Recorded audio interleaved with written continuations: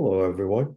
I'm Dr. Alan Simberg, and in today's video, I'm going to talk about improving your physical health during addiction recovery.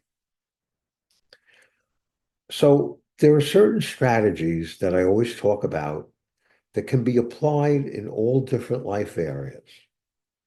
So, to improve your physical health, obviously, I think it's obvious, the first thing that's important for you to do is for you to identify what aspects of your physical health you want to improve.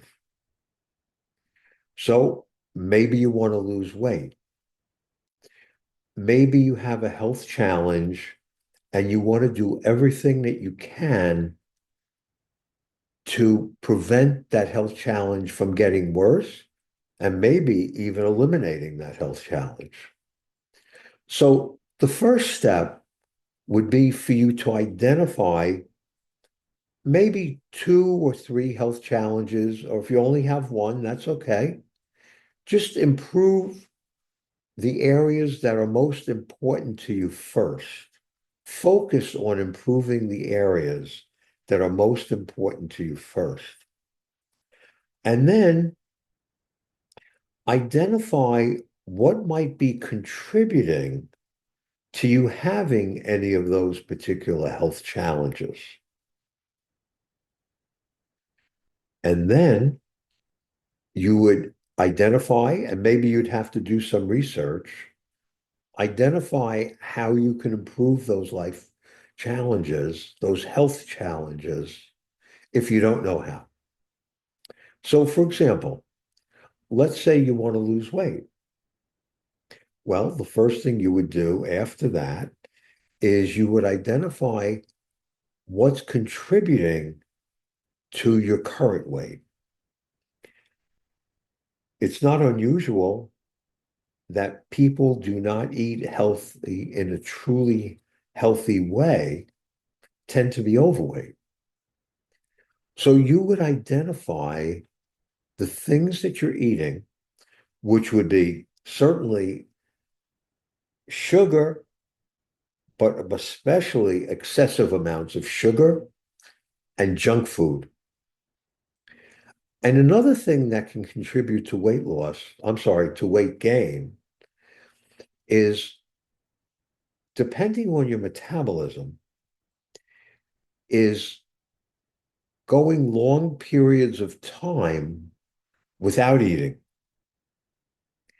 because that can contribute to overeating later on because of the excessive amount of hunger you have, because of the amount of time you've gone not eating.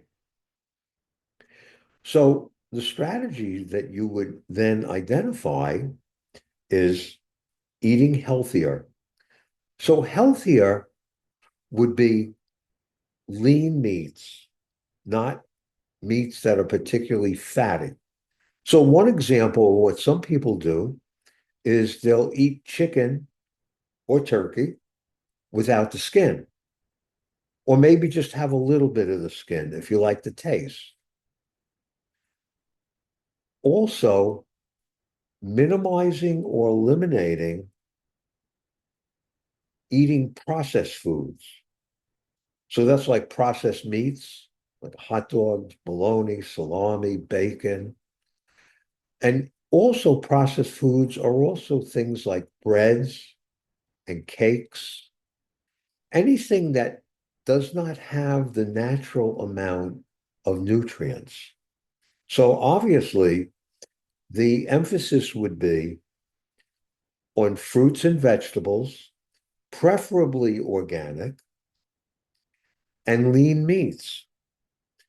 So chicken, turkey, and if you eat red meat, grass-fed, pasture-raised, and also organic pasture-raised eggs have the most nutrition and the least amount of pesticides. So that would be an example of what to do. But now here's the most important part. For people that make big steps quick, big changes quick, that can short circuit the amount of time you maintain your strategy. So, what I would suggest is what I call micro habits. So, let's say, for example, you have a lot of unprocessed foods in your home or your apartment. Just pick one thing to finish and then to substitute something healthy. And then once you've done that and you've made that substitution that lasts maybe for about a week, then do it with the next thing. Pick out the next thing that you're going to finish and then substitute the more healthy choice. Now, I know it can be difficult or challenging to never eat the things that you truly love, even though they're not good for you.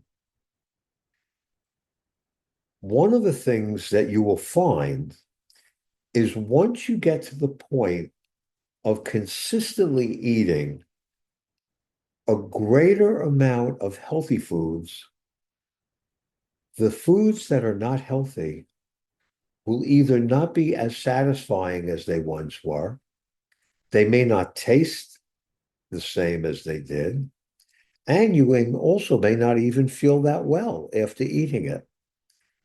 See, our bodies have a way to adjust to us doing things that are really not that good for us. And then we think it's okay. And sometimes what we don't realize is some of the things that we experience where maybe we're not feeling so good, maybe our energy is not that good. We may not realize that that's happening because of the way we're eating, the things that we're eating. So that would be an example of how to develop a strategy and maintain the strategy of losing weight. Now, let's say, for example, maybe you have a specific health challenge. Well, maybe one of the things that's contributing to that is maybe your immune system is not as strong as it needs to be. So, what you would do is you would research the foods, including fruits and vegetables, obviously, that can help boost your immune system. And also remember that having a lot of sugar and even the so-called natural, the unnatural sweeteners, the erythritol alcohol and the sweet and low and all that, that's all just garbage. Recognizing that that's compromising your immune system and eating things that are as healthy and natural as possible can help boost your immune system. So if you found this information interesting, and certainly even more importantly, helpful, I want to let you know that I talk about an overall aspect to recovery from addiction in my book, Back to Living, and in my action-based recovery program, which is an e-learning program. Both of those can be found on my website, lifemasterywithalan.com. And when you go to my website, if you do go to my website, you'll also see that there's a free gift there that you can download. For my next video, I'm going to be talking about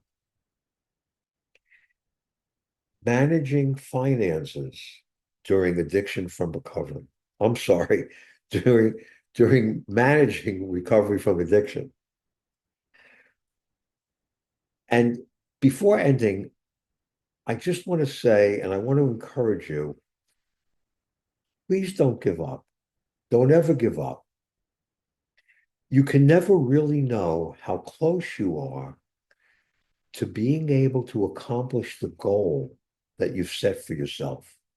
You may need to take a brief break. but don't ever, ever give up. And if you found the information in this video helpful, I would appreciate it if you would like, comment, or subscribe to the video so you can help me fulfill my passion of helping as many people as I can.